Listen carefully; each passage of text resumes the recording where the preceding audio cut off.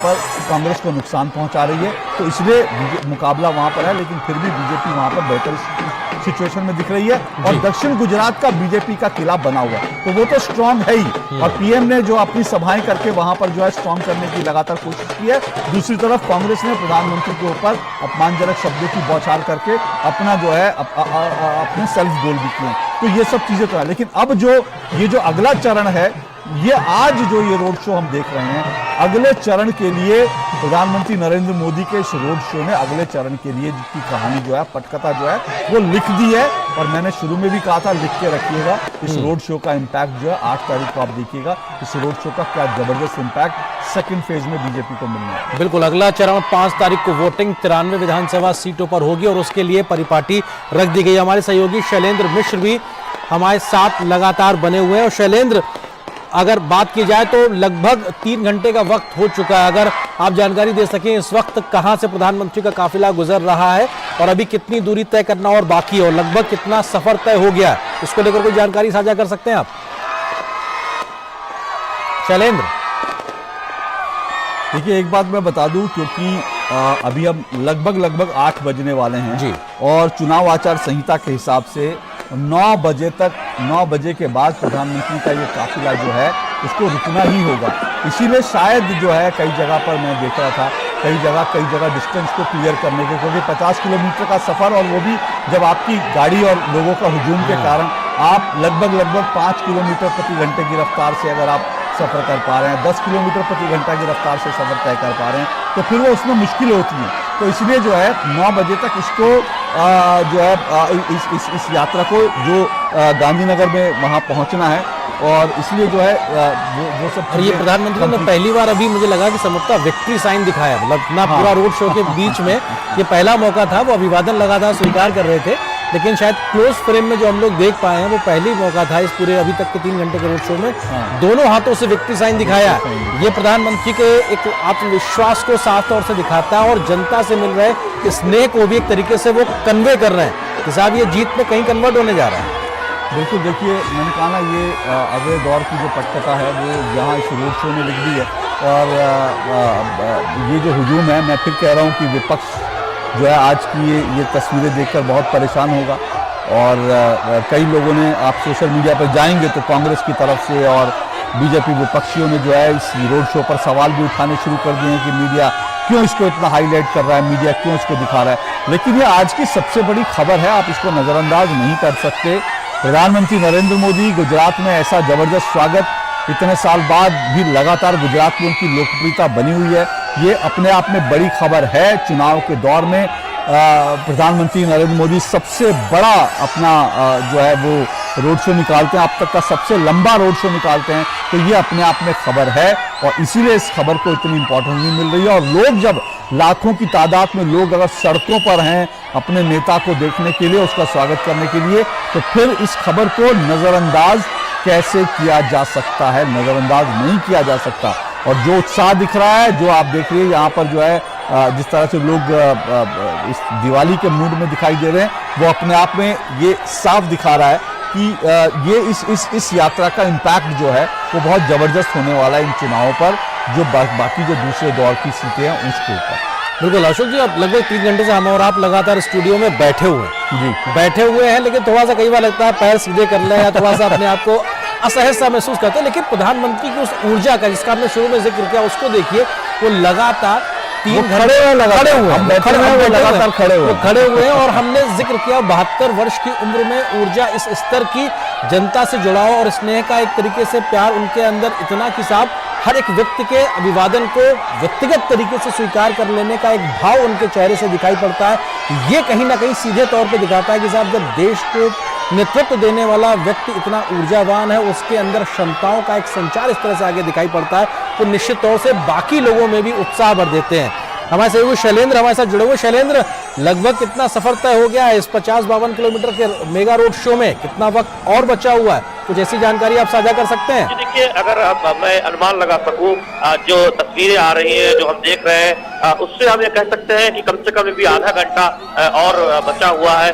जब गांधीनगर में ये सफर खत्म होगा, ये रोड शो खत्म होगा, तो कम से कम आधे घंटे से ज्यादा समय हमें कह सकते हैं कि और ये रोड शो चलने वाला है। और अगर किलोमीटर के हिसाब से देखें तो 30 किलोमीटर तक का सफर पूरा हो चुका है, ये जानकारी हमें मिली है और उससे भी आगे ये रोड शो बढ़ चुका है। अशोक चर्चा कर रहे थे रोड शो के प्रभाव की, कैसे पिछले चुनाव में जीएसटी को लेकर व्यापारियों की मांग थी और ये कहा जा रहा था कि सूरत में बहुत विरोध है बीजेपी का। प्रधानमंत्री नरेंद्र मोदी का तब एक रोड शो हुआ था सूरत में चुनाव प्रचार खत्म होने के ठीक एक दिन पहले, और उसके बाद जिस तरह से वहां पर माहौल बना, और उसके बाद तो हम जानते हैं जब चुनावी नतीजे आए, जब सौराष्ट्र में बीजेपी पिछड़ती दिखी पाटीदार आंदोलन की वजह से, लेकिन क्लीन स्वीप देखने को मिला सूरत में, और बड़ी वजह रही कि बीजेपी की सत्ता में फिर से वापसी हुई। तो निश्चित तौर पर हम प्रधानमंत्री नरेंद्र मोदी के रोड शो के प्रभाव को चुनाव दर चुनाव देखते आए हैं, और आज जब देश का सबसे बड़ा रोड शो हो रहा है आज तक के राजनीतिक इतिहास में, और जो तस्वीरें सामने आ रही, तो निश्चित तौर पर बीजेपी कार्यकर्ता, बीजेपी के नेता, रणनीतिकार बहुत गदगद होंगे कि इस तरह के रोड शो से दरअसल जो एक चुनावी प्रचार का जो एक खाका खींचा गया वो सफलतापूर्वक प्रधानमंत्री नरेंद्र मोदी के रोड शो के जरिए आगे बढ़ रहा है। तो निश्चित तौर पर वो कनेक्ट इसलिए दिखता है क्योंकि दर्शकों मेहनत गुजरात के प्रधानमंत्री नरेंद्र मोदी ने यहाँ के मुख्यमंत्री रहते हुए और बाद में 2014 में देश के प्रधानमंत्री बनने के बाद उनकी मार्गदर्शन में, अगुवाई में जो काम हुआ है हम देखते हैं। अशोक एक जिक्र और भी कर रहे थे कि किस तरह से मल्लिकार्जुन खड़गे का पोस्टर यहाँ पर नहीं दिखा, जबकि वो कांग्रेस के राष्ट्रीय अध्यक्ष हैं, सिर्फ एक बार आए और उन्होंने जिस तरह से टिप्पणियां की। हम जानते हैं कि दरअसल बीजेपी, प्रधानमंत्री नरेंद्र मोदी लगातार परिवारवाद के खिलाफ अभियान चलाते रहते हैं और बताते हैं कि दरअसल ये एक बहुत बड़ा रोग है और एक तरह से इसके खिलाफ लड़ाई लड़नी है। दरअसल किसी भी राजनीतिक दल के राजनीतिक अध्यक्ष का, राष्ट्रीय अध्यक्ष का पोस्टर में ना होना, ये भी एक बहुत बड़ा सवाल खड़ा करता है तो कि कैसे दूसरे राजनीतिक जो दल है, जो कांग्रेस पार्टी है या जो राजनीतिक दल है, उनमें परिवारवाद की जड़ें कितनी गहरी है जो अपने राष्ट्रीय अध्यक्ष तक के पोस्टर भी जब चुनाव हो रहा हो किसी राज्य में और कोई नेता आने वाला हो, तब उस तस्वीरों से वो राष्ट्रीय अध्यक्ष के पोस्टर भी गायब हो सकते हैं। परिवारवाद का इतना बोलबाला किसी राजनीतिक दल में है और यही बीजेपी लगातार उठाती है, कहती है। प्रधानमंत्री नरेंद्र मोदी लगातार कहते हैं देखिए बीजेपी एक ऐसा दल है तो परिवारवाद के खिलाफ लड़ाई लड़ती है। तो अशोक हम देखते हैं चुनाव दर चुनाव बीजेपी जिन मुद्दों पर विपक्षी दलों पर, कांग्रेस पार्टी पर या तमाम क्षेत्रीय दलों पर निशाना साधती है, उसमें परिवारवाद का रोग का होना उन दलों में ये बीजेपी से जोर शोर से उठाती है। तो निश्चित तौर पर बीजेपी की रणनीति में हम देखते हैं कि परिवारवाद के खिलाफ लड़ाई और जनता को इस बारे में जागरूक करना, ये भी एक बहुत अहम एक तरह से कहे रणनीति का हिस्सा होता है। और साथ ही साथ स्थानीय स्तर पर नई लीडरशिप को खुद पल्लवित करना, नए लोगों को मौका देना, हमने बीजेपी में वो संगठन की एक बड़ी परंपरा देखी है। और चुनावी राजनीति से भी हम देख रहे हैं टिकट वितरण में जिस तरह से अब तक के इतिहास में सबसे ज्यादा युवाओं को मौका बीजेपी ने देने का काम किया है। शायद बीजेपी ये बेहतर समझती है युवाओं की आकांक्षाओं को प्रधानमंत्री नरेंद्र मोदी की अगुवाई में, और यही वजह है कि आप देखिए कि रोड शो में एक अच्छी खासी संख्या युवा लोगों की है, अच्छी खासी संख्या फर्स्ट टाइम वोटर्स की है। और हम जानते हैं कि किसी भी राजनीतिक दल के लिए जरूरी होता है कि उनको युवाओं का साथ मिले, क्योंकि युवाओं के साथ के बिना किसी भी राज्य में सफलता हासिल नहीं की जा सकती। और गुजरात जैसे राज्यों में जहाँ एक तरह से देखें युवा आकांक्षी युवा है और उसके सपने बड़े हैं, उसको एक आधार देने का काम, आगे बढ़ाने का काम बीजेपी करती नजर आती है और दावा करती नजर आती है। और हमने देखा भी घोषणा पत्र में कि बीजेपी ने गुजरात की अर्थव्यवस्था को 1 ट्रिलियन इकोनॉमी बनाने का वादा किया है। कच्छ जैसे जिले में आज जीडीपी देश के किसी भी जिले से सबसे ज्यादा कंट्रीब्यूशन कच्छ से आता है। इस तरह से न केवल वादे किए गए हैं बल्कि इससे पहले जो बात कही गई थी उसे पूरा कर दिखाया भी गया है। तो निश्चित तौर पर जब बीजेपी के नेता इस बात का जिक्र करते हैं कि उनकी पार्टी के पास एक विजन है प्रधानमंत्री नरेंद्र मोदी की अगुवाई में, और वो न सिर्फ वादे करते हैं, कल्याणकारी योजनाओं को लागू करते हैं, बल्कि भविष्य का गुजरात कैसा हो उसका भी एक खाका अपने संकल्प पत्र के जरिए बीजेपी सामने रखती है प्रधानमंत्री नरेंद्र मोदी की अगुवाई में। तो हम उसका भी एक असर देखते हैं कि किस तरह से प्रधानमंत्री नरेंद्र मोदी की अगुवाई में उस विजन को आगे बढ़ाने का काम गुजरात में हो रहा है। और यही वजह है कि इतने बड़े रोड शो में प्रधानमंत्री नरेंद्र मोदी जब गुजरात के दौरे पर हैं, अहमदाबाद में रोड शो कर रहे हैं, बड़ी संख्या में हर आयु उम्र के लोग इस रोड शो में मौजूद दिखते हैं। अशोक। आपने युवाओं का जिक्र किया, आपने परिवारवाद का जिक्र किया, तो हालांकि विपक्ष बीजेपी पर भी बार बार आरोप लगाता है कि बीजेपी में भी परिवारवाद है, बीजेपी में भी कई नेताओं के बच्चे जो हैं, लेकिन प्रधानमंत्री नरेंद्र मोदी कई बार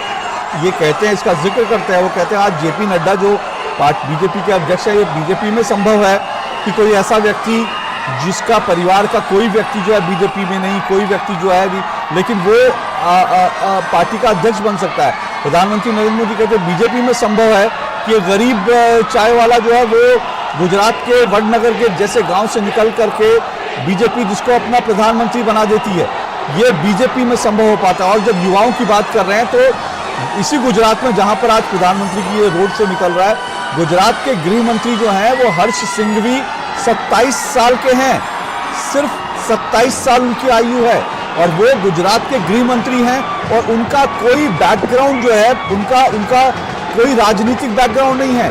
वो एक ऐसे परिवार से आते हैं दरअसल जो व्यवसायी परिवार से है, लेकिन वहां से वो निकलते हैं जिनका कोई फैमिली बैकग्राउंड राजनीति का नहीं, अचानक वो राजनीति में आते हैं, युवा मोर्चे में काम करते हैं और साथ साथ युवा मोर्चा में काम करने के बाद वो उसके बाद गुजरात के उनको गृह मंत्री बना दिया जाता है, गृह मंत्री।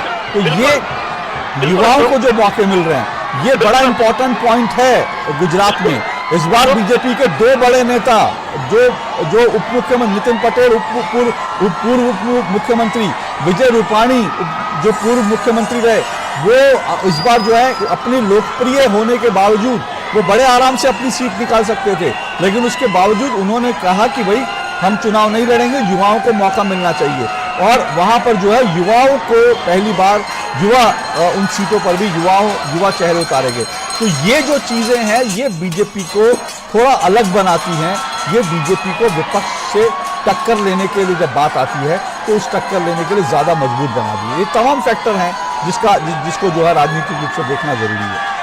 बिल्कुल, और ये तस्वीरें लगातार हम पहुंचा रहे हैं अपने दर्शकों तक दूरदर्शन न्यूज के माध्यम से। अहमदाबाद से मेगा रोड शो प्रधानमंत्री का 5 बजे के आसपास शुरू हुआ था, 8:15 बजे यानी 3.25 घंटे के आसपास का वक्त हो गया है और लगातार जन सैलाब, एक तरीके से हुजूम हमको देखने को मिल रहा है। पुरुष, महिलाएं, बच्चे, युवा, हर कोई प्रधानमंत्री की एक झलक पाने के लिए, उनसे संवाद स्थापित करने के लिए, उनकी एक झलक को अपने मोबाइल में कैद कर लेने के लिए आतुर नजर आ रहा है।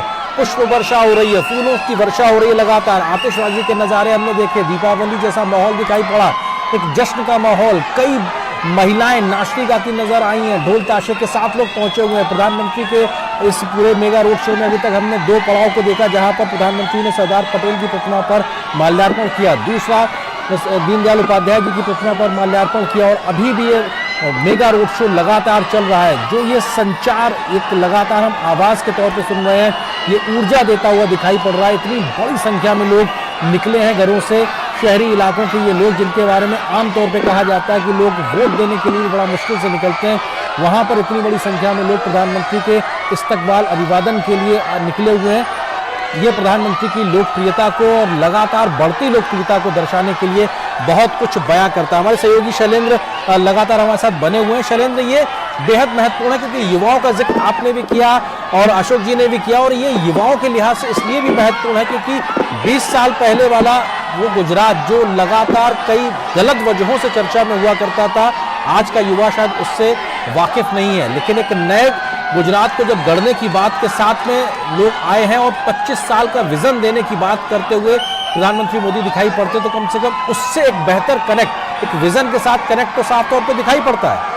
निश्चित तौर पर आरेंद्र, और यही वजह है कि बीजेपी के संगठन में पुष्पित पल्लवित हुए युवा तो आगे बढ़ ही रहे हैं। दूसरे दलों से भी जो युवा जो राजनीति में कुछ आगे करना चाहते हैं, समाज के लिए करना चाहते हैं, हम देख रहे हैं कि बीजेपी की तरफ लगातार आकर्षित हो रहे हैं। इसी चुनाव में आप देखिए दूसरे चरण में जो मतदान होना है जिन सीटों पर, उसमें बीजेपी ने 2 युवाओं को मौका दिया है। हार्दिक पटेल जो विरमगाम से चुनाव लड़ रहे हैं, अल्पेश ठाकुर जो जिनको भी टिकट दिया गया है चुनाव लड़ रहे हैं। पिछले चुनाव में ये 2 युवा चेहरे बहुत चर्चित चेहरे हुआ करते थे और इस वक्त वो बीजेपी में है। उनको लगता है कि गुजरात की आकांक्षाओं को बीजेपी में रहते हुए सेवा के माध्यम से पूरा किया जा सकता है। और हम देखते हैं बीजेपी में नेताओं की जो फेहरिस्त है, बीजेपी शासित राज्यों के मुख्यमंत्रियों के नाम देखिए, उसमें से राजनीतिक बैकग्राउंड से कौन आया है। आप देखिए कि साधारण घरों से निकले लोग आज संगठन में शीर्ष स्तर पर है। बीजेपी के राष्ट्रीय अध्यक्ष हों या बीजेपी के तमाम महासचिव हों, जो अखिल भारतीय विद्यार्थी परिषद में या फिर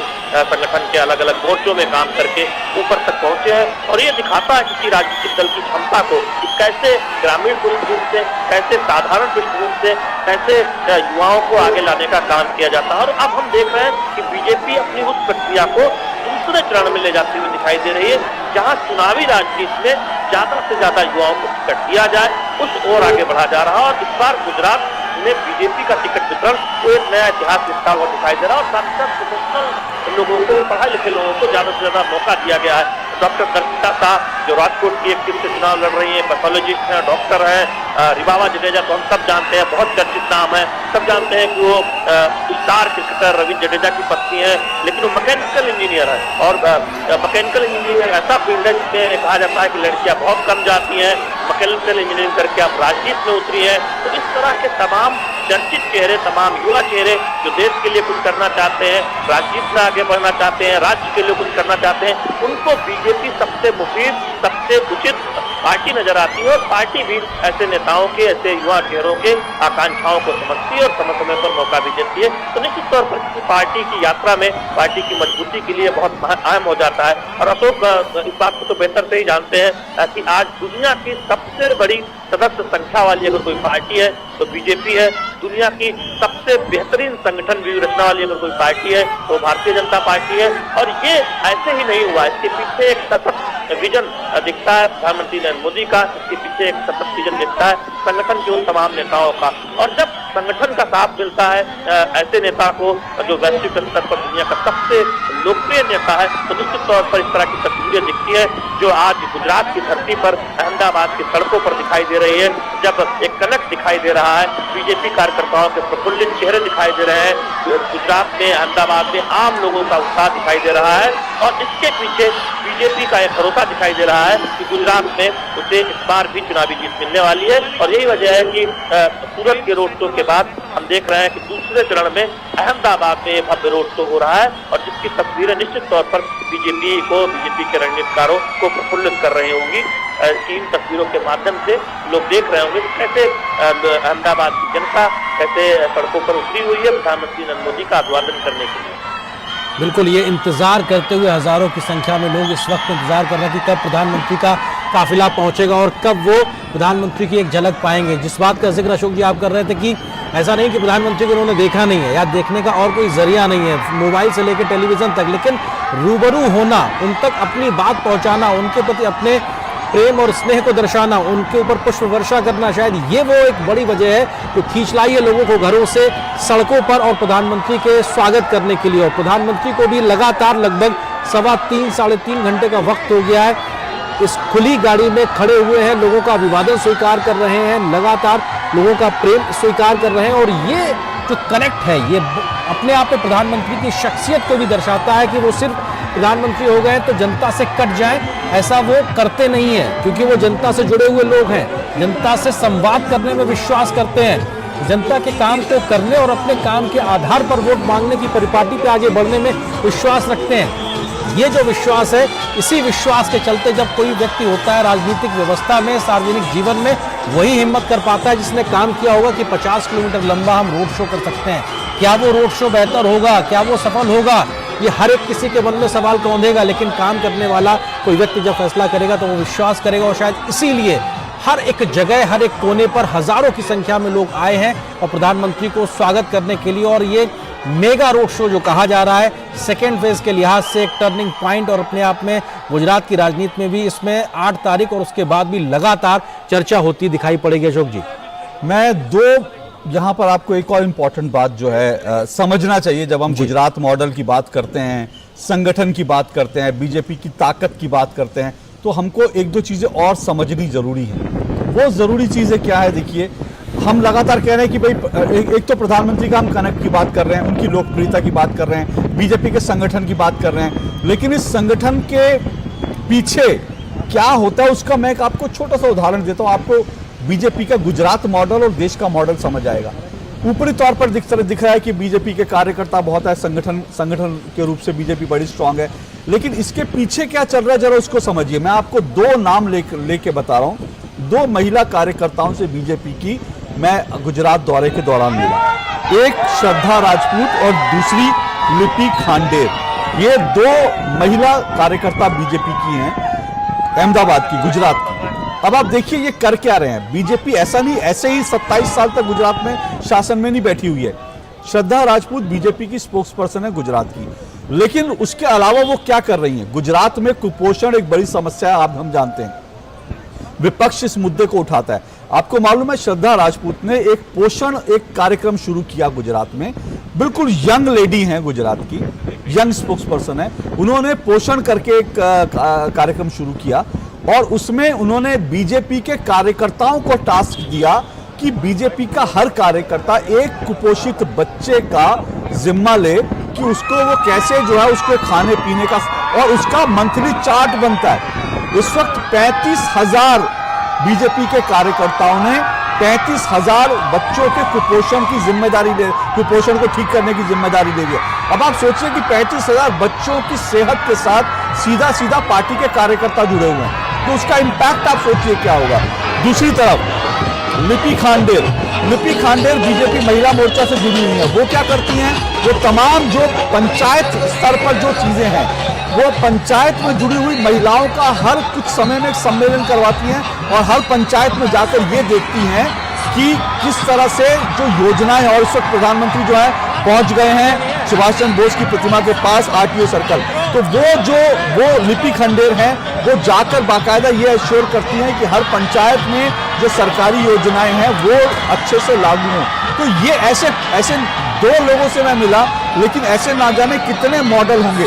तो ऐसा ही नहीं है कि बीजेपी के कार्यकर्ता सिर्फ चुनाव में उतरते हैं, चुनाव के इतर भी वो उतरते हैं और वो लोगों के बीच जाते हैं, काम करते हैं। उसका इम्पैक्ट जो है वो नीचे से लेकर ऊपर तक दिखता है। बिल्कुल, और जिस बात का जिक्र आप कर रहे थे नारायणपुरा में आरटीओ सर्कल, जहां सुभाष चंद्र बोस जी की प्रतिमा को पुष्पांजलि अर्पित करने का प्रधानमंत्री का कार्यक्रम है। हमने पहला पड़ाव देखा जहां सरदार पटेल की प्रतिमा का पुष्पांजलि किया था, उसके बाद में दीनदयाल उपाध्याय जी की, और अब यहाँ पर प्रधानमंत्री पहुंचे हैं सरदार सुभाष चंद्र बोस की प्रतिमा को पुष्पांजलि अर्पित करने के लिए, क्योंकि ये भी अपने आप में बेहद महत्वपूर्ण है कि कैसे इतिहास के उन नायकों को, जिनको इतिहास में एक बहुत महत्वपूर्ण स्थान और जगह मिलनी थी, उनके योगदान को कमतर करके आंका गया, लेकिन उनके हिस्से का योगदान, उनके हिस्से का गौरव उन तक पहुंचे, उसके लिए एक नई लकीर खींचने का काम भी प्रधानमंत्री ने किया है। और हमने देखा कि कैसे सुभाष बाबू के जन्म दिवस से 26 जनवरी के होने वाले कार्यक्रमों की शुरुआत एक दिन पहले से करके की गई दिल्ली में, और निश्चित तौर से जो प्रतिमा का अनावरण किया गया वो भी अपने आप में बताता है कि कैसे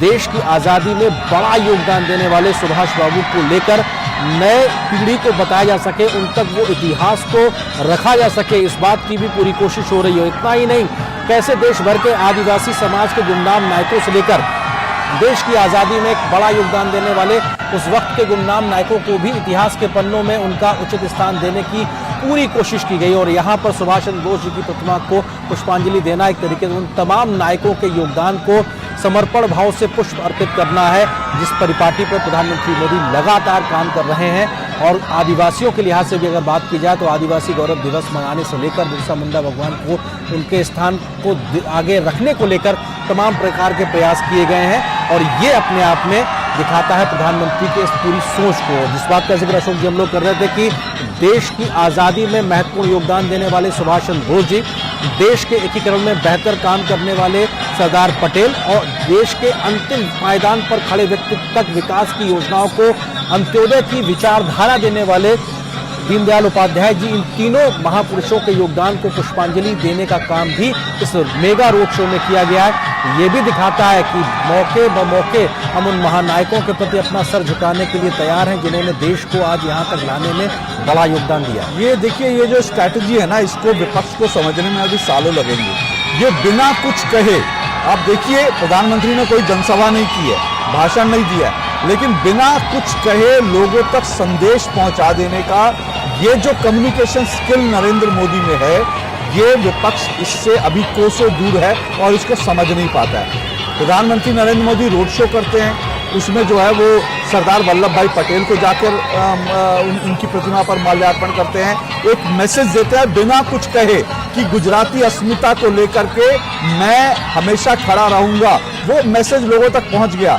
उसके बाद वो दीनदयाल उपाध्याय की प्रतिमा पर पहुंचते हैं, एक संदेश देते हैं कि अंत्योदय गरीब आदमी के लिए मैं हमेशा खड़ा रहूंगा। वो मैसेज पहुंच जाता है। फिर सुभाष चंद्र बोस के उस प्रतिमा पर जाते हैं, माल्यार्पण करते हैं और साफ संदेश देते हैं कि राष्ट्र नायकों के प्रति, राष्ट्र नायकों का जो इतने समय तक जिनको नजरअंदाज किया गया, मैं उन राष्ट्र नायकों के साथ हमेशा खड़ा हूं। वो संदेश जनता तक पहुंच गया। अब देखिए ना, दिल्ली में सुभाष चंद्र बोस जो कह सकते हैं संयुक्त भारत के पहले प्रधानमंत्री थे, अखंडित भारत के पहले प्रधानमंत्री, क्योंकि उन्होंने सबसे पहले एक्साइल में सरकार बनाई थी। वो सुभाष चंद्र बोस, उनको दिल्ली तक पहुंचने में 75 साल लग गए। आजादी के 75वें वर्ष में दिल्ली में कर्तव्य पथ पर उनकी प्रतिमा का अनावरण हुआ। उससे पहले सुभाष चंद्र बोस को दिल्ली में पहुंचने ही नहीं दिया गया। अब ये संदेश अपने आप में इंपॉर्टेंट है। केवड़िया में सरदार पटेल की प्रतिमा को बनाना, दुनिया की सबसे ऊंची प्रतिमा के, और साथ साथ जो है सरदार सुभाष चंद्र बोस को, उनको जो है कर्तव्य पथ पर उनकी प्रतिमा का अनावरण करना इंडिया गेट के पास, ये अपने आप में ऐसे संदेश हैं जो प्रधानमंत्री बिना कहे दे देते हैं और वो संदेश लोगों तक पहुंच भी जाते हैं। तो ये कम्युनिकेशन स्किल होती है। गांधी जी अगर आप देखेंगे तो पिछली सदी के सबसे बड़े कम्युनिकेटर थे। गांधी जी ने नमक सत्याग्रह क्यों शुरू किया? उन्होंने नमक उठाया और उस नमक से उन्होंने पूरे देश को मैसेज दे दिया कि हमें, हमारे नमक पर भी अगर टैक्स है तो हम इस अंग्रेजों की गुलामी, जो अंग्रेजों ने नमक पर भी टैक्स लगा रखा है, क्योंकि नमक लोगों की जिंदगी का हिस्सा है। तो गांधी जी ने नमक उठा करके पूरे देश को एक संदेश दे दिया कि अंग्रेजों से बगावत करनी है। वो कम्युनिकेशन स्किल थी गांधी जी की। और आज जो है गांधी जी के बाद अगर कोई सबसे बड़ा कम्युनिकेटर है तो वो नरेंद्र मोदी हैं। उन्होंने सरदार पटेल की प्रतिमा पर जाकर, उन्होंने दीनदयाल उपाध्याय जी की प्रतिमा पर जाकर, उन्होंने सुभाष चंद्र बोस की प्रतिमा पर जाकर गुजरात के वोटर्स को, देश के लोगों को जो संदेश देना था वो बिना कहे दे दिया। बिल्कुल, ये महत्वपूर्ण बात है। आपने नमक का जिक्र किया और नमक आंदोलन का जिक्र किया, तो नमक को लेकर इस बार के विधानसभा चुनाव में भी चर्चा कम नहीं रही है, क्योंकि गुजरात का नमक, क्योंकि गुजरात में बनता है नमक और देश में 80% लोग अगर है तो गुजरात से बना नमक खाते हैं, तो निश्चित तौर से ये महज भौगोलिक उपलब्धता और उसकी जो डिस्ट्रीब्यूशन उस आधार पे है। लेकिन उसके बावजूद भी गुजरात का नमक खाकर गुजरात को गाली देना, ये भी अपने आप में बहुत चर्चा में रहा है। और हमने देखा था कि कैसे एक संवैधानिक, देश के सर्वोच्च संवैधानिक पद पे बैठी हुई महिला ने भी इस प्रकार का जब बयान दिया तो उनके खिलाफ भी कैसे एक अशोभनीय बयान आया था। तो ये अपने आप में दिखाता है किस प्रकार की स्थिति परिस्थिति। हमारे सहयोगी सुधाकर दास भी हमारे साथ जुड़ गए। सुधाकर, क्योंकि प्रधानमंत्री के तमाम दौरों को, राजनीतिक व्यस्तताओं को, कार्यक्रमों को आप लंबे समय से कवर करते रहे हैं और हर एक नया पड़ाव अपने आप एक नया होता है, लेकिन आज का ये जो मेगा रोड शो है ये भी अपने आप में अविश्वसनीय, अकल्पनीय नजर आ रहा है, क्योंकि 50-52 किलोमीटर का सफर और लगभग पूरे सफर में हजारों की संख्या में लोगों की मौजूदगी बहुत कुछ बयां करता है। और ये अपने आप में एक ऐसा माइलस्टोन है, शायद इसको अब इससे बड़ी लकीर खींच पाना किसी और के लिए मुश्किल होगा। सुधाकर, संभवतः सुधाकर से हमारा संपर्क नहीं हो पा रहा है। हम फिर कोशिश करेंगे सुधाकर से संपर्क करने के लिए, लेकिन हेलो सुधाकर, क्या आप हमें सुन पा रहे हैं? जी आर्यन, मैं आपको सुन पा रहा हूँ। जी, मेरा सवाल ये था कि प्रधानमंत्री का ये जो मेगा रोड शो है ये अपने आप में एक बहुत बड़ी लकीर को खींचता दिखाई पड़ रहा है, और हर गुजरते दिन के लिहाज से देखा जाए तो इतनी बड़ी एक तरीके से हिम्मत दिखाना कि 50 किलोमीटर का रोड शो और पूरे रास्ते भर हजारों की संख्या में लोग, किस तरीके से देखते हैं इसको आप? बिल्कुल आर्यन, और आप देखिए आज सवेरे 7-8 बजे सवेरे पीएम मोदी दिल्ली से निकले होंगे। उसके बाद उन्होंने 3 इतनी बड़ी रैलीज की। हम जानते हैं वायुयान से जाना, फिर हेलीकॉप्टर से अलग अलग स्थानों पर जाना। आपने कलोल में देखा किस तरह से हेलीपैड पे ही हजारों लोग आ गए थे। रैली स्थल पे तो थे ही, तो हेलीपैड पे फिर निराश नहीं किया, कच्चे रास्तों से उन्होंने लोगों का वहां भी अभिवादन स्वीकार किया। और अब जब 3.5 घंटे से अधिक का वक्त हो चुका है, खड़े खड़े आप हजारों लोगों का अभिवादन स्वीकार करते हैं, हर एक व्यक्ति के अभिवादन का जवाब देने की कोशिश करते हैं। तो ये जो ऊर्जा है और ये ऊर्जा पीएम मोदी को मिलती है इन लोगों से और बीते 21 वर्षों से।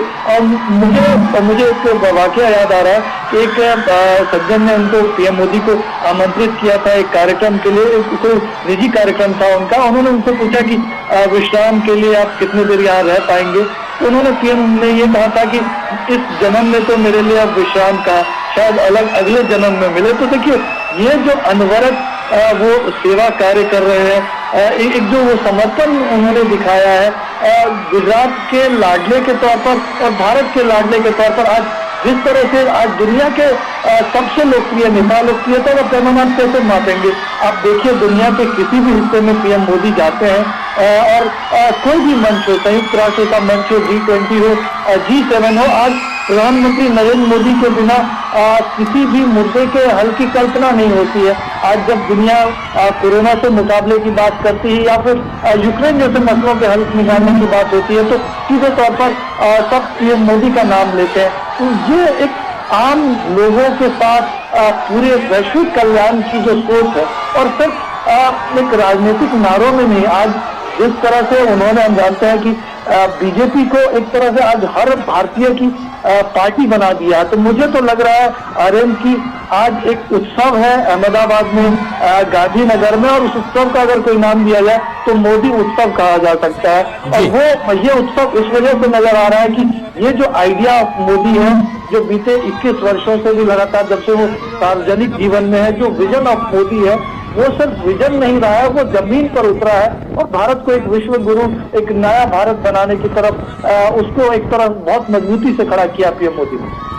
सुधाकर, अगर हम एक महज इत्तेफाक की बात करें कि आज का मेगा रोड शो और आज ही भारत को G20 की अध्यक्षता औपचारिक रूप से ग्रहण करना, तो निश्चित तौर से आज के समय में तस्वीरें पल पल में दुनिया भर में प्रसारित हो जाती हैं। तो आज जब दुनिया के लोग भी देख रहे होंगे भारत की इस प्रधानमंत्री की इस शख्सियत को, उससे रूबरू हो रहे होंगे, तो एक वैश्विक नेता की छवि के तौर पर भी प्रधानमंत्री की स्वीकार्यता बढ़ने के मंच के तौर पर साफ तौर पर देखा जा सकता है। बिल्कुल, देखिए, और आप लोग आर्यन में बात भी कर रहे हैं कि वो अपनी हर रैली के साथ, अपने हर रोड शो के साथ वो अपना ही पुराना रिकॉर्ड छोड़ देते हैं। ऐसा लगता है कि जैसे पीएम मोदी खुद को चैलेंज करते हो कि क्या इससे और बड़ा, इससे भी ज्यादा व्यापक कार्यक्रम आयोजित किया जा सकता है। तो निश्चित तौर पर दूर दूर तक सिर्फ भारत की बात नहीं है, दुनिया में ही जो उनका जो परिश्रम है, उनकी जो प्रतिबद्धता है, उनकी जो निष्ठा है, उनका जो समर्थन है, जो उनके निस्वार्थ सेवा की भावना है, जो वो खुद को उन्होंने सिर्फ प्रधान सेवक कहा ही नहीं, प्रधान सेवक बनाया है, वो जो सबसे जो निचले पायदान पर व्यक्ति खड़ा है, उसकी जो वो संवेदनशीलता जिस तरह से वो समझते हैं। और निश्चित तौर पर गुजरात मॉडल से लेकर आज इंडिया मॉडल, एक तरह से मैं कहूँगा कि पूरे विश्व का पथ प्रदर्शक बना हुआ है। जी। हम कल्पना भी नहीं कर सकते कि अगर कोरोना के वक्त में हमारे देश के प्रधानमंत्री पीएम मोदी ना होते तो क्या होता। तो एक तरह से पूरी दुनिया के पथ प्रदर्शक वो बने हुए, और जाहिर तौर पर इस तरह का व्यक्ति जो अहमदाबाद का, गुजरात का बेटा है, लाडला, अगर वहाँ पहुँचता है तो वहाँ ये हुजूम, और निश्चित तौर पर मुझे तो जो सुरक्षा कर्मी हैं उनके बारे में मैं सोच रहा हूँ कि उनको कितनी मशक्कत करनी पड़ रही है। कभी कोई गाड़ियों के सामने आ जाता है, जो उनका वाहन चला रहे हैं उनके शीशे के आगे लगातार फूल बरस रहे हैं, उसको कितनी बार उसको हटाना पड़ता है, और जो सुरक्षा के इंतजाम पुलिसकर्मियों की जो तैनाती वो नाकाफी पड़ गया है। तो आज निश्चित तौर पर ये जो अभूतपूर्व दृश्य है, और हर बार की तरह लगता है आज ये पिक्चर ऑफ द डे होना चाहिए, लेकिन जैसे जैसे काफी आगे बढ़ रहा है कि वो पिछली तस्वीर कहीं पीछे छूट जाती है और एक नई तस्वीर बन जाती है। बिल्कुल। अशोक जी, क्या कोई ऐसा कोई तरीका हो सकता है हम कैलकुलेट कर सकें, 50 किलोमीटर इतने लोग खड़े हुए हैं, MTY समथिंग कोई ऐसा कोई फार्मूला हो सकता है? क्योंकि हम लगातार देखिए फॉर्मूले जो है नरेंद्र मोदी की, जब आप बात करेंगे ना जी, सारे सेट फॉर्मूले जो हैं वो धराशायी हो जाते हैं। आप कोई फॉर्मूला निकाल लें, कुछ कैलकुलेशन कर लें, आप चुनाव को उठा के देख लीजिए। 2014 किसने कैलकुलेट किया था कि बीजेपी 272 प्लस सीटें लाएगी? सब कहते थे हाँ बीजेपी अगर आ भी जाएगी सत्ता में तो ये मिलीजुली सरकार टाइप होगी, 170-180 सीटें ले लेगी, लेकिन बीजेपी को 272 से यानी अकेले दम पर मेजोरिटी मिली। 2019 का चुनाव ले लीजिए, कैलकुलेशन लोगों का क्या था कि अरे ठीक है बीजेपी एक बार आ गई, दूसरी बार नहीं आ सकती है इतने बड़े, दूसरी बार पहले से ज़्यादा सीटें आ गई। उत्तर प्रदेश का चुनाव ले लीजिए, लोगों ने कैलकुलेट किया, लेकिन मोदी का जो करिश्मा है ना, जो इनका मोदी का जो करिश्मा है, उसका कैलकुलेशन करना बड़ा मुश्किल है। आप चलिए मान लीजिए सड़कों पर लोगों को कैलकुलेट कर लेंगे कि चलो लोग अगर कंधे से कंधा मिलाकर खड़े हैं, 1 2 3 4 5 लाइनों में खड़े हैं, आप इससे अगर मान लीजिए, और वो भी सट देखिए सट के कैसे खड़े हैं ऐसा नहीं, लेकिन सवाल वो जो बिल्डिंगों पे खड़े हुए थे, वो जो झरोकों में से झांक रहे थे, वो जो एक के ऊपर एक खड़े हुए थे, जो बच्चे लेकर अपनी गोद में खड़े हुए थे, अब इनको आप कैसे कैलकुलेट करेंगे? कौन सा पैमाना है जिससे आप कैलकुलेट करेंगे? तो ये कैलकुलेट करना बड़ा मुश्किल, और ये मैथमेटिक्स बिल्कुल नहीं है, ये केमिस्ट्री है, इसको केमिस्ट्री से समझना पड़ेगा। ये गुजरात में नरेंद्र मोदी और जनता के बीच, आम देशवासी और नरेंद्र मोदी के बीच जो केमिस्ट्री है ना, ये उससे समझना पड़ेगा, मैथमेटिक्स तो यहाँ फेल हो जाए। शायद इसीलिए ईवीएम की बहस बेमानी हो जाती है। बिल्कुल, ईवीएम की बहस तो देखिए चलती है। मैं देख रहा था सुबह गोपाल इटालिया, कांग्रेस के जो बड़े नेता हैं, माफ कीजिए आम आदमी पार्टी का जो है, उन्होंने जो है बड़े बहुचर्चित है, उन्होंने आज सुबह ही पहला ट्वीट उनका ये आ गया कि चुनाव में हमारे यहाँ पर इतना 1.5% अब तक वोटिंग हुई है, और जो है चुनाव आयोग के लोग जो यहाँ पर है वोट नहीं डालने दे रहे, बीजेपी ने उनको मैनेज कर लिया है। तो लोगों ने यही तुरंत रिएक्ट किया कि ये चुनाव नतीजे आ गए, क्योंकि चुनाव नतीजे आने मतलब जब आप चुनाव आयोग को कोसना शुरू कर देते हैं, जब आप सिस्टम को कोसना शुरू कर देते हैं, तो इसका मतलब आप पहली सीढ़ी होती है, आपने अपनी हार मान ली। तो गोपाल इटालिया के इस ट्वीट के बाद तुरंत लोगों ने लिखा कि भाई 8 तारीख के परिणाम अभी आ गए, इन्होंने अभी से हार स्वीकार कर ली, इसीलिए उन्होंने जो है चुनाव आयोग को गाली देनी शुरू कर दी। तो यही होता है। तो ये ईवीएम की बात है, आप कुछ कहें, आप ईवीएम को गाली देते रहे, लेकिन ये आप क्या करेंगे? इसका ये कोई ईवीएम से, ये कोई ऐसे लोग थोड़ी है जो वोटर नहीं है, भारत के वोटर हैं, गुजरात के वोटर हैं, यही लोग तो निकल के वोट डालेंगे। जब इतनी बड़ी तादाद सड़कों पर निकल सकती है, तो ईवीएम में यही लोग तो मशीन में उंगली दबाएंगे, फिर आप कैसे ईवीएम को दोष दे रहे हैं? बिल्कुल, आपने महत्वपूर्ण बात की अशोक जी, क्योंकि भले ही विधानसभा का अंक गणित हो, लेकिन ये निकलेगा इस केमिस्ट्री से ही, जो यहाँ पे दिखाई पड़ रहा है। सहयोगी शैलेंद्र मिश्र भी हमारे साथ में फिर से जुड़ गए। शैलेंद्र, ये बेहद महत्वपूर्ण है, क्योंकि आप जब कई बार रैलियों में कितनी संख्या में लोग आए, ये एक पैमाना हुआ करता था, लेकिन अब इस प्रकार का रोड शो, जिसमें अगर हम हजारों के आधार पर जोड़ते चले जाएं, तो क्या ये संख्या लाख तक पहुंच रही है या उससे ज्यादा पहुंच रही है, अगर इस प्रकार से कैलकुलेट करते हुए देखें? और जिस बात का जिक्र अशोक जी ने किया कि ये मैथमेटिक्स नहीं, ये तो केमिस्ट्री है, और ये जो केमिस्ट्री जब तब्दील होगी वोटों में, तो अपने आप में एक अलग तरीके की परिभाषित तरीके से दिखाई पड़ेगी। कैसे आप देख रहे हैं इसको शैलेंद्र?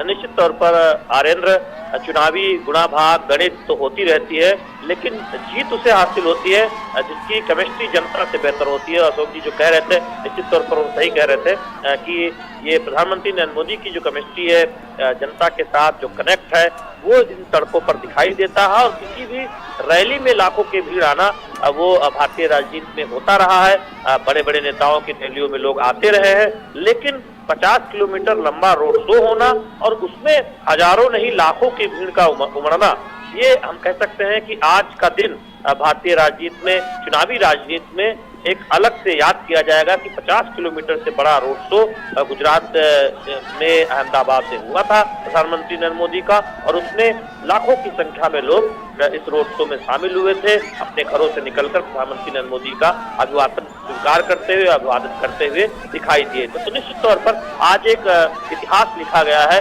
रोड शो के मामले में, और आज इन तस्वीरों ने बताया है कि कितना गहरा कनेक्ट प्रधानमंत्री नरेंद्र मोदी का गुजरात की जनता के साथ है, और इसके पीछे उनकी 3-4 दशकों की जो मेहनत है, जनता के लिए जो कल्याणकारी कार्यक्रमों को सफलतापूर्वक लागू करना है।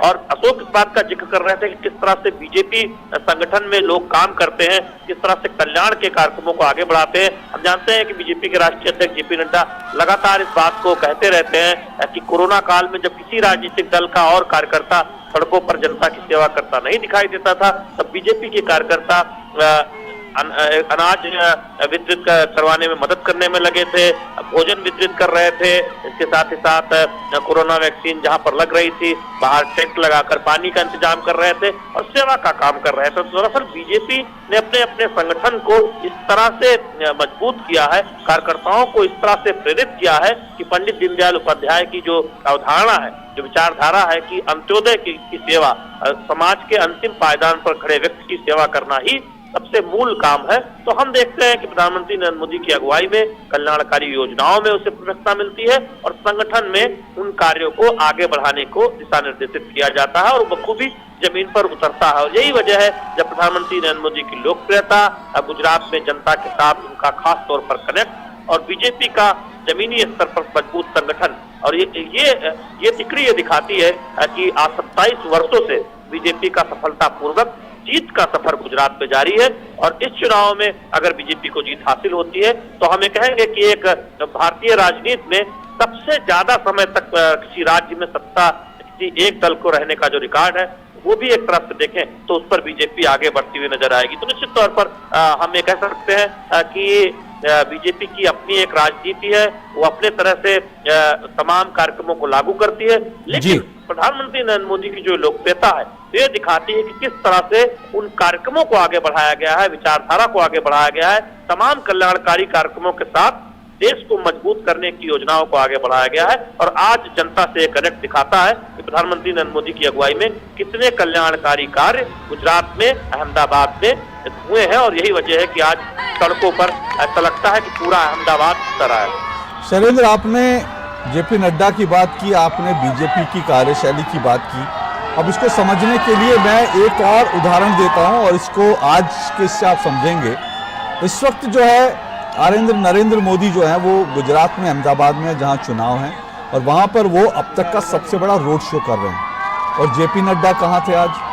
जेपी नड्डा आज राजस्थान में थे और जनाक्रोश रैली जो है, जनाक्रोश यात्रा जो है, आज उसकी शुरुआत की। अब बीजेपी के संगठन का, बीजेपी की ताकत आप देखिए कि एक तरफ वो गुजरात में प्रधानमंत्री खुद उतरे हुए हैं, उन्होंने वहां का मोर्चा संभाल रखा है, वहां पे बीजेपी को जिताने की जिम्मेदारी ले रखी है। और राजस्थान में जहां अब अगले साल जो है चुनाव होने हैं, वहां पर पार्टी के राष्ट्रीय अध्यक्ष जेपी नड्डा उतर जाते हैं। अभी कोई पॉलिटिकल पार्टी गुजरात से बाहर सोच ही नहीं रही है। अभी कोई पॉलिटिकल पार्टी जो है वो सिर्फ वो 8 तारीख तक सोच रहे हैं कि 8 तारीख को नतीजे आएंगे, उसके बाद हम बैठेंगे, सोचेंगे, प्लान करेंगे। लेकिन बीजेपी ने अभी से राजस्थान के चुनावों का सिलसिला शुरू कर दिया।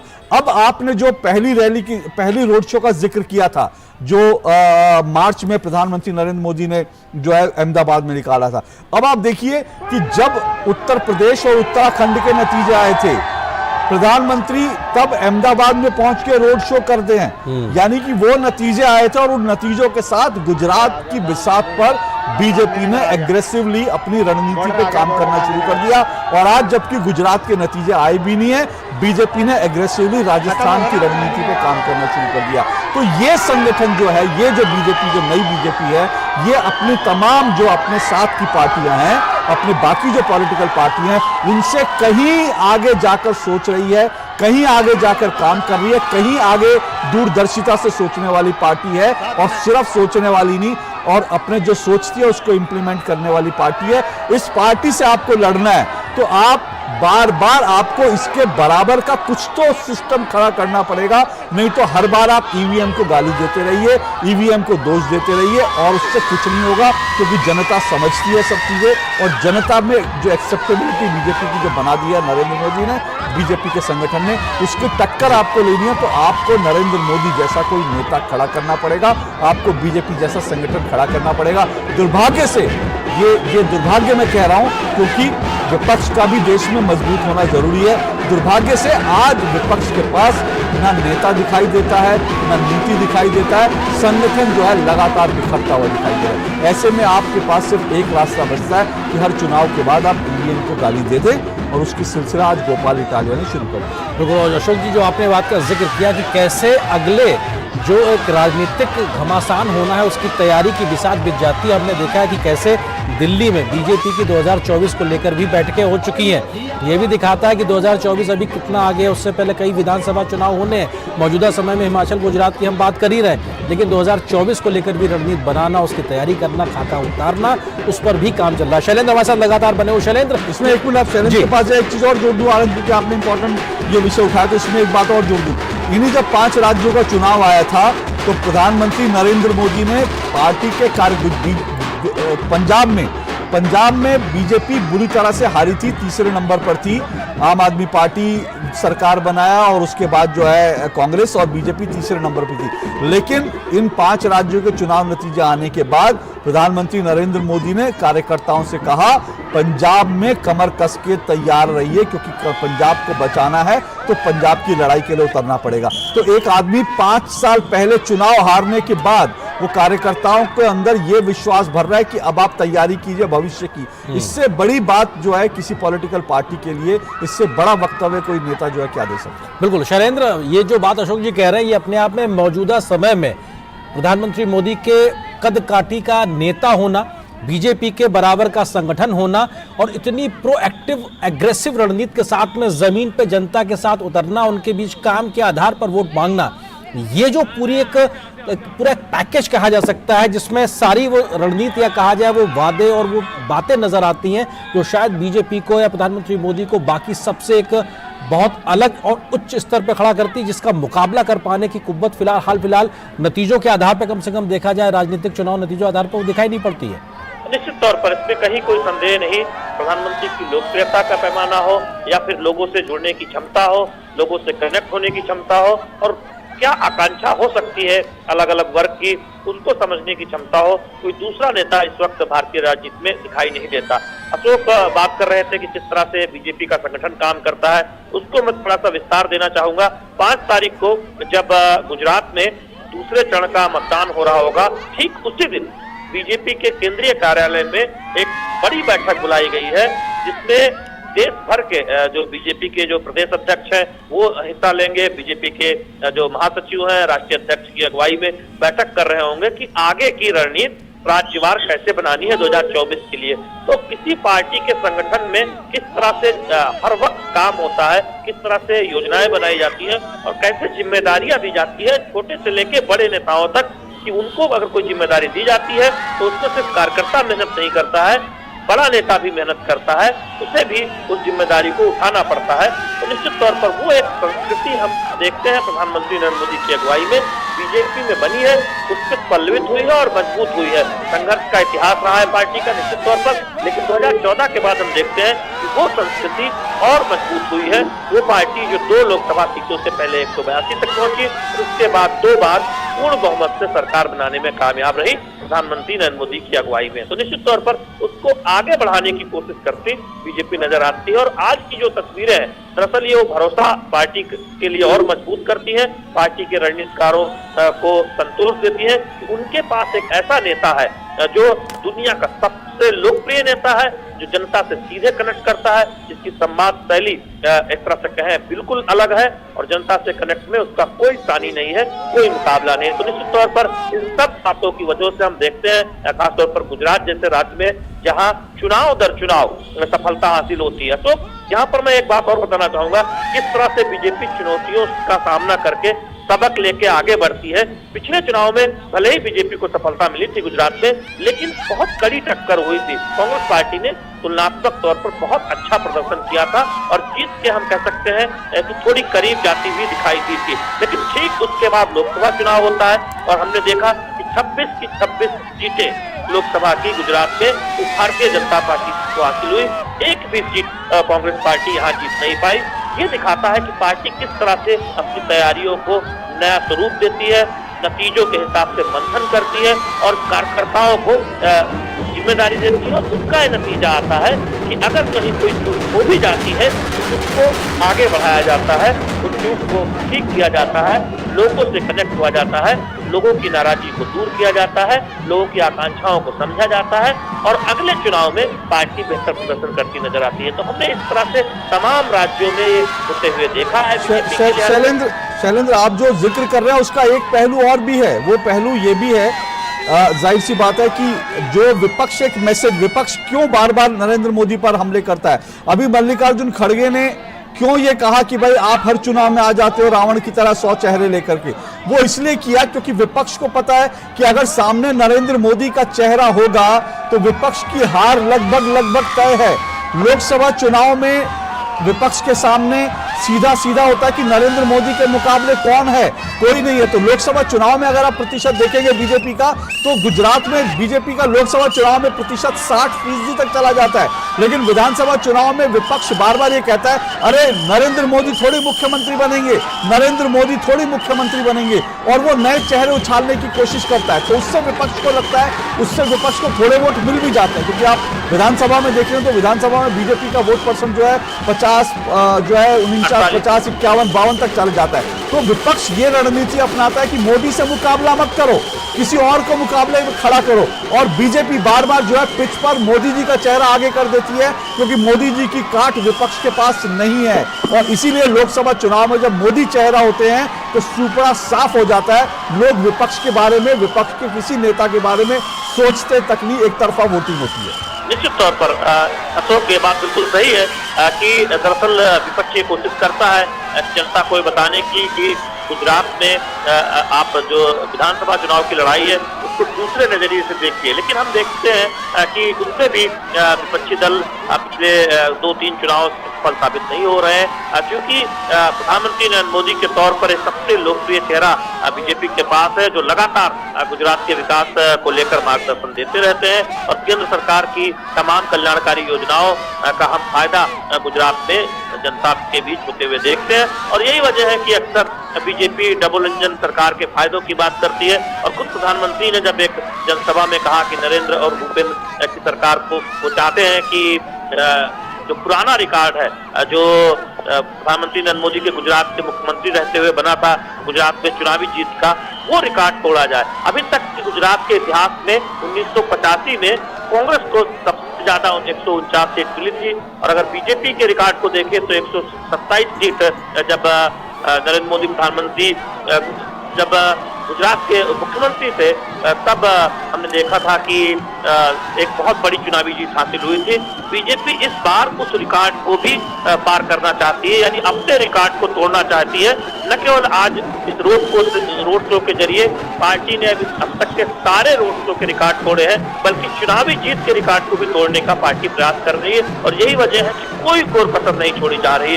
और हम तो जानते हैं, अशोक आप भी जानते हैं कि बीजेपी हर चुनाव को बहुत गंभीरता से लड़ती है।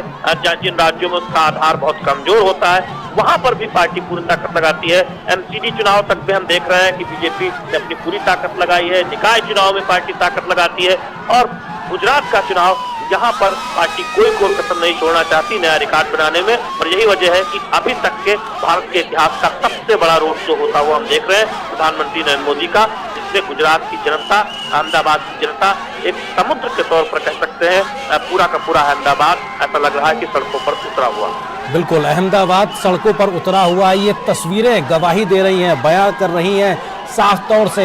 5 बजे के आसपास मेगा रोड शो की शुरुआत हुई थी, लगभग 9 बजने में वाला, और ऐसे में लगातार अभी तक वो जन सैलाब सड़क के दोनों ओर हजारों की संख्या में लोग उमड़े हुए हैं, पुष्प वर्षा कर रहे हैं, आतिशबाजी के नज़ारे हमने देखे, कैसे लोगों का उत्साह, खासतौर से ऊर्जावान लोगों का उत्साह दिखाई पड़ रहा, लोग मोदी मोदी के नारे लगा रहे हैं। ये अपने आप में एक अद्भुत नज़ारे के तौर पे दिखाई पड़ रहा है। निश्चित तौर से लोगों के हाथ में बीजेपी का झंडा है, बड़ी संख्या में लोगों के हाथ में कमल का कटआउट्स भी हैं। तो अशोक जी इस बात का भी जिक्र कर सकते हैं, क्योंकि प्रधानमंत्री ने अपने भाषण में इस बात को कहा था कि साहब जितना कीचड़ उछालेंगे उतना कमल खिलेगा, और उस तरीके से जन सैलाब आज दिखाई पड़ रहा है। आपको दिख रहा है सड़कों पर कमल खिला हुआ दिख रहा है। वैसे तो जो है कमल जो है सरोवर में होता है, लेकिन यहाँ सड़कों पर आपको चारों तरफ कमल खिला दिखाई देगा, और वो सही का है, क्योंकि मैं फिर कह रहा हूँ, इस बात को दोहरा रहा हूँ कि जितनी बार आप प्रधानमंत्री नरेंद्र मोदी पर हमला करते हैं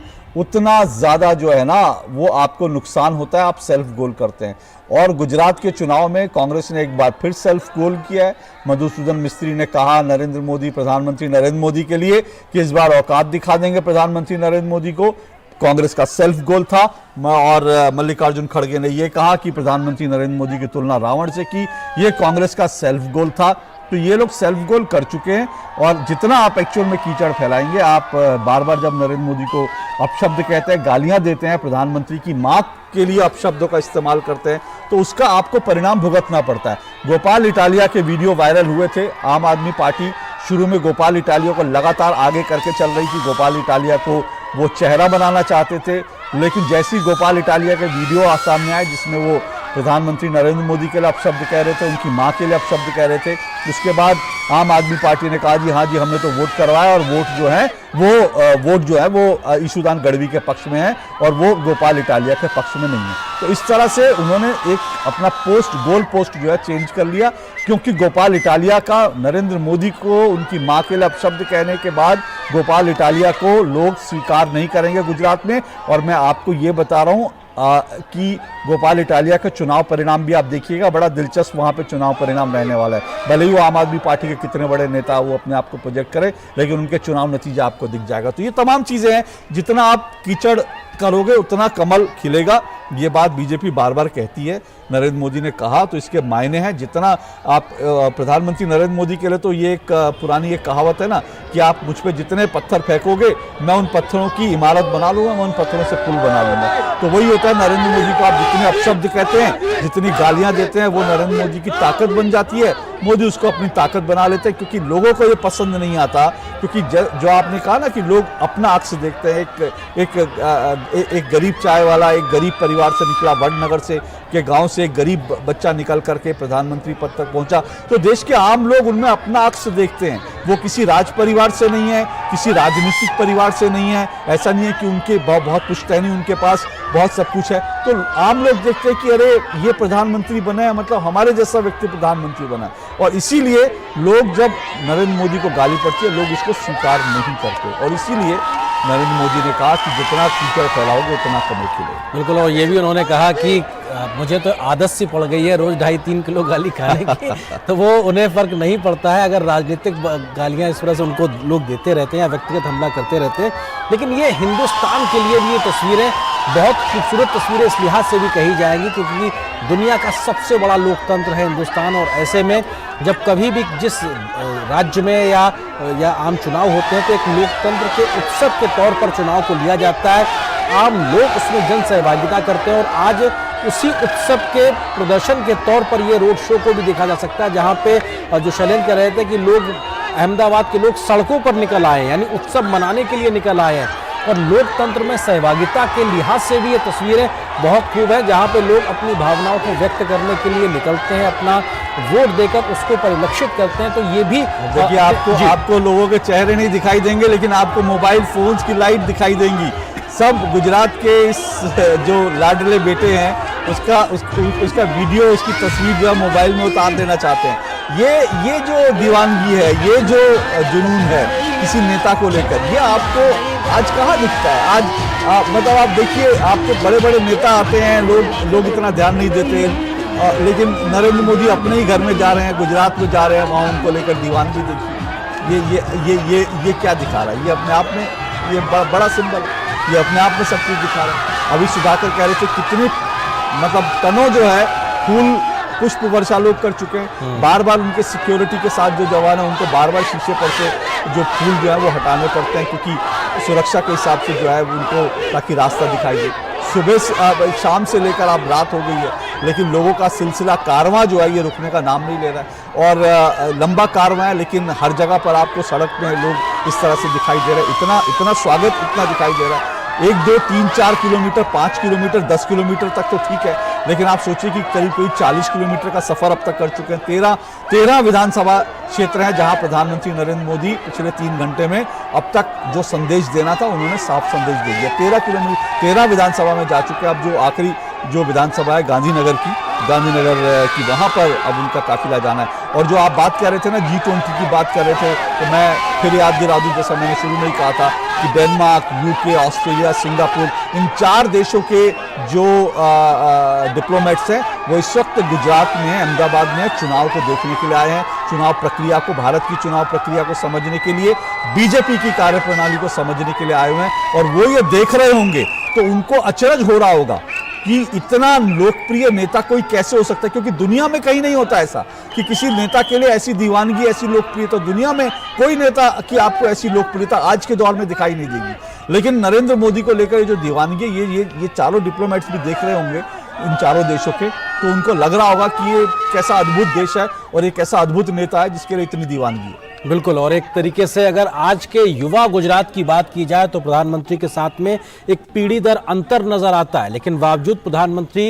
एक टेक सेवी के नाते, हर एक नई चीज को सीखने की जिज्ञासा रखने वाले व्यक्ति के नाते टेक्नोलॉजी के माध्यम से हर उम्र के लोगों के साथ में जुड़ाव रखना, चाहे वो युवा हो या उनके उम्र के लोग हों या फिर महिलाएं हों, युवा युवतियां हों, हर एक के साथ में जुड़ाव रखना, इवन बच्चों के साथ में भी, क्योंकि परीक्षा पे चर्चा को लेकर भी प्रधानमंत्री का जुड़ाव होता है। तो समाज के हर वर्ग के साथ में, हर उम्र के लोगों के साथ में जुड़ाव रखना, ये उनकी शख्सियत को दर्शाता है और शायद यही जुड़ाव उनको हर एक आमो खास के साथ में जो जुड़ने का एक तरीका है उसमें अलग कर देता, उनके व्यक्तित्व को एक लेवल ऊपर ले जाता। और ये दर्शाने और बताने के लिए अपने आप में ये काफ़ी है कि प्रधानमंत्री की जो लोकप्रियता है वो अपने आप में इन तस्वीरों से साफ तौर पे दिखाई पड़ती है। जिस सड़क, गली, चौराहे, फ्लाईओवर जहां से भी गुजर रहे हैं, हजारों की संख्या में लोग मौजूद हैं। दीपावली जैसा जश्न मनाने को तैयार लोग नजर आ रहे हैं, फूलों की वर्षा कर रहे हैं और हाथों में मोबाइल लेकर एक तस्वीर को अपने कैमरे में कैद कर लेने की ललक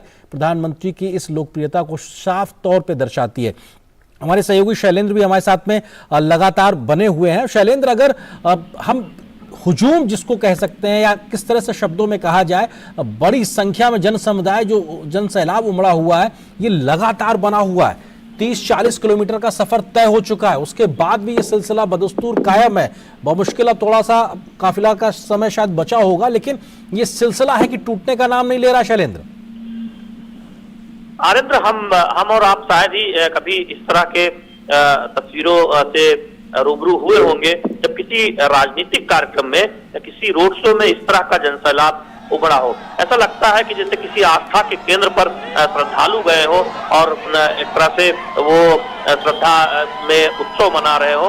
और भारत के चुनावी उत्सव में, भारत के लोकतंत्र के इस महापर्व पे हम देख रहे हैं कि इस तरह से जनता का उमड़ना अपने नेता के प्रति जो उनकी एक अगाध विश्वास है, भरोसा है, उसे दर्शाता है। और दरअसल ये भरोसा और ये विश्वास किसी एक वर्ष या किसी एक दिन की मेहनत का नतीजा नहीं है।